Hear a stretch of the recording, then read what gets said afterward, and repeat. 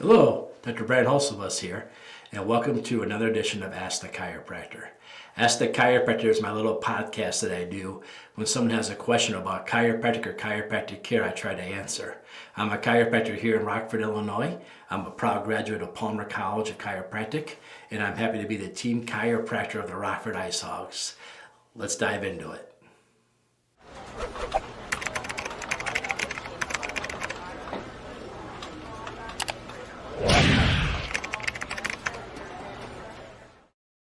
Hi there. I recently went to Palmer College Homecoming. In a Palmer College Homecoming, we had some really cool classes.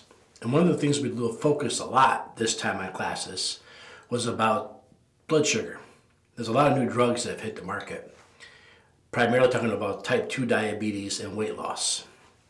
These are the GLPs. You've heard of these GLP-1s. I don't know if I can say their names because of trademark reasons, but you know what I'm talking about. These drugs are meant for diabetes type 2. People are taking them and they're losing lots of weights. Glucose-like peptides. And I'm going to tell you a little bit what these drugs do. I'm going to share a little bit of my opinion on them, more as a CCWP than maybe a chiropractor. CCWP is a Certified Chiropractic Wellness Practitioner.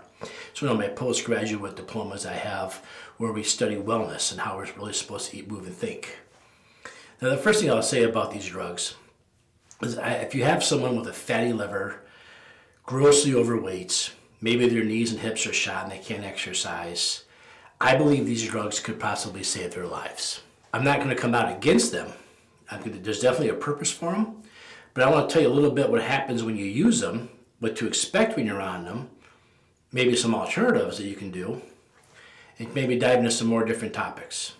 Let's talk about these drugs. Basically, when you take these drugs, it tells your body that you've already had the glucose. The glucose is what our food gets turned into for energy. It turns into sugars so we can digest them, whether it's protein, carbs, big time. And our body breaks those down and they get turned to glucose. Our muscles have glucose receptors on them. They take the glucose out and they put them in your musculature, and your muscle uses those for energy, and that's how we do our daily activities, moving our arms and stuff. So we always have to have some glucose in our blood so our bodies can do their things. And you've heard of insulin. It's not the taxi service for those. What happens is the more muscle mass we have, the more glucose we need, or the more muscle mass we have, the more glucose we can process and use. So somebody who's really big, like a professional athlete, is using lots of muscles, they tend to eat a lot and they tend not to get overweight because they're using it all up. People who aren't full of musculature, they tend to eat a lot and they gain a lot of weight because you're not using the glucose for your muscles anymore, so your body stores it as fat. So these GLP-1s have come out and they trick our body thinking that we've had enough glucose. Therefore, you're not hungry, therefore you eat less, and therefore you have less body mass. One thing that these things do, besides acting like that, they also slow digestion. So if I have a normal meal, it might take anywhere between 1 to 3 hours to work its way through my stomach. But when I'm on GLP-1s, it slows the digestion rate down to a crawl. So now it might take anywhere between 4 to 8 hours to work its way through my stomach. You've heard a lot of people, one of the side effects of taking these GLPs is they actually have bowel obstruction. Because what happens is that food that you're trying to go through your system is taking so long, it actually sticks to part of your digestive system, to the wall, and they have to go in and surgically remove it because it's actually creating a blockage because the food's not going through you. And what happens is when it sits in your stomach longer, your stomach's not empty, the cravings don't kick on, you don't want to eat, and therefore you lose weight. Okay? The problem is when it sits in that area in your stomach too long, it can cause really bad nausea. So you might be losing weight, but for out of the period, you feel like you're going to be nauseous. Once it gets through your stomach, then of course that's followed by constipation, because now it's moving really slow, backing everything up. And then when it does finally get to the end of the story, we deal with IBS, irritable bowel, because now it's coming out uncontrollably, let's just say. All right? You might be losing weight, but you're going to be nauseous, you're going to be constipated, you're going to have IBS, probably put you in a bad mood. You'll be losing weight, but you won't be feeling good about it. What we have is that's how these things work. Now I lost my craving because the GLPs have decreased my craving. They've also slowed my nutrition or my digestive speed. The food's staying in me longer, so I crave less. And so what happens now is we don't eat. People are literally starving themselves out of these drugs. But at night, your body has to heal and repair itself, and it has to have certain building blocks to do that, which we typically get from our food, primarily proteins. And if we're not eating, we're not having any protein, then we're not getting proteins in, and we're forced to recycle the proteins we already have. And most of those proteins you're going to find are in your muscles. So now you're actually going to reabsorb your musculature and use that for your daily healing, daily process that you do every day naturally. So people go on these GLP drugs and they stop eating so much, and now they're having to reabsorb their musculature to perform normal bodily functions. So now that I'm on the GLP, now I'm starting to lose muscle mass. Now remember how I started. The muscles are what grabs a hold of the glucose and takes it into your muscles. So if I'm on these GLPs and I stop eating so much and I start reabsorbing my muscles, if I ever get off of these GLPs, now I've got decreased muscle mass. And when I'm on the drug, I haven't really learned healthier eating habits. I've just been eating less. So now I get off the drug, I've got decreased muscle mass, and now I got the calories coming back in, I got the food coming back in, but now I don't have the muscles to absorb all the food.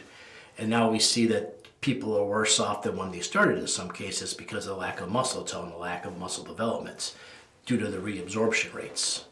If you're going to take these GLPs, I highly recommend that you follow it up with a protein shake every day.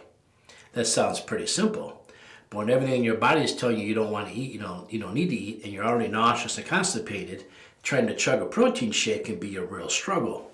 But I feel like you almost have to take a protein shake when you're on these, otherwise you'll start breaking down your own body. And should you ever go off of them and you weren't taking the protein shake, you're going to have all kinds of flab everywhere from your muscles not doing their job and being gone. And again, the odds of your blood sugar skyrocketing afterwards are pretty high because now your glucose receptors have been decreased, and the decreased number of glucose receptors, the extra glucose gets stored for later in fat adipose tissues. So you really want to increase your glucose receptors. Now let's say you don't want to go on these drugs. What's a good game plan? I talked about you need to change your lifestyle. What would be a good lifestyle? A good lifestyle change would simply be getting up every morning and exercising. Now you have to exercise everywhere. You can't. Going for walks is better than not exercising. So don't misinterpret this. I'd rather you go for a walk than not exercise. But muscles don't share. If you exercise your bicep and your bicep needs more sugar, the tricep isn't going to share with them. You have to exercise every muscle.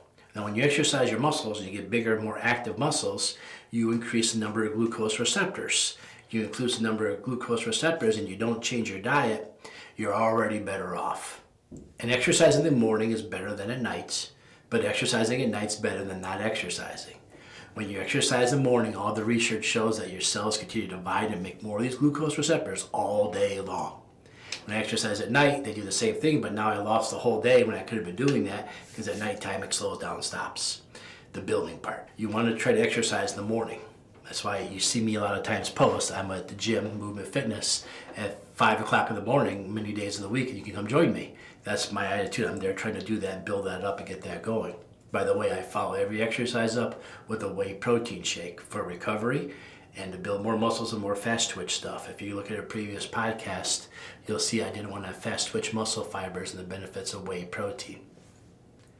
So you want to exercise in the morning, and then what I'm going to challenge you to do is pick one meal a day and eliminate all the carbs from that meal. We want to start cutting back on carbs because carbs are sugar overload in our system. Now, you already know you have to cut out the candy, you have to cut out the junk food, you have to cut down the sugar drinks, and that includes the ones that have coffee in them. I drink coffee every day, but it's black coffee, nothing in it but black coffee. So you want to cut out all sugar intake through drinking because that's just, when you drink it, it's twice as bad as when you eat it. So drinking is really bad for you. Eating the sugary food is bad for you.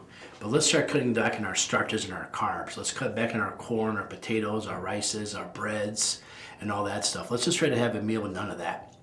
For me, it's lunchtime. I have a big salad every day at lunch. I throw some olives in there for some healthy fats. I use oil and vinegar dressing for, again, healthy fats, no sugar in those. And really check your salad dressing though. When I went over to get salad dressing, I really struggled here locally. They almost all had either canola oil or seed oil versus olive oil or avocado oil or coconut oil. And they all had some form of sugar. There's no good sugar, it's all bad. So I went to oil and vinegar. I just had to give up. So I do oil and vinegar and I throw some protein in there, whether it's leftover grilled chicken, whether it's leftover maybe some diced up ham or maybe some hard-boiled eggs. I throw that in there. I do my salad dressing. I lay off the cheese again. Try to do good carbs. So find yourself a good meal, no carbs, and then slowly start working that into all the other meals. A little bit of carbs here and there is okay. Really try to decrease that serving. And your fruit should be like 6 ounces of a local berry, a fresh berry that's ever in season. This time of year we have apples. We're in the fall time, so maybe a couple of apple slices, but try to really keep it down. Fruit isn't as good as the original food pyramid made it sound. Fruit is a lot of sugar. It's a lot of fructose, which is really aggressive sugar in your system. And if you read the book, if you try to lose weight, you really want to cut down fruit too, because if you go back and learn about uric acid and how fruit raises your uric acid count, you raise your uric acid, you put fat on at all costs because the body thinks you're hibernating.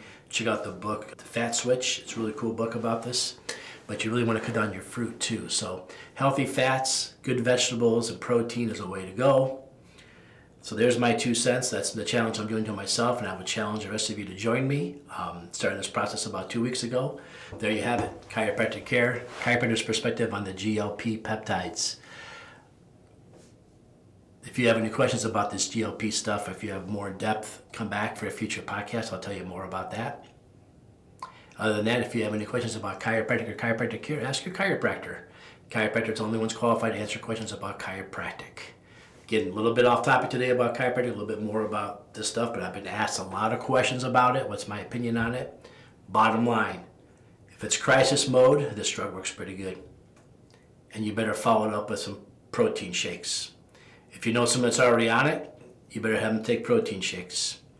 If you're not on it, and you're thinking about doing it, just be prepared to be irritable, nauseous, irritable bowel, and know that you've got to drink a protein shake every day.